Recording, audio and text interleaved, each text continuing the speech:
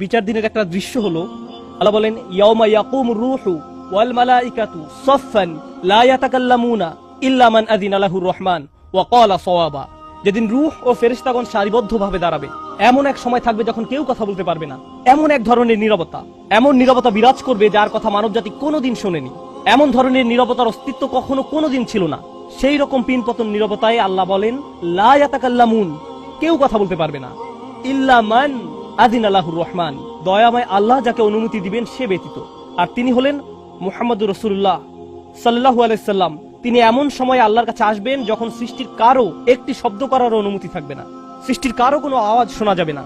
তিনি আল্লাহর সামনে এসে আল্লাহর কাছে কথা বলার অনুমতি চাইবেন। ফায়ুযানু লি, তিনি বলেন আমাকে কথা বলার অনুমতি দেওয়া হবে।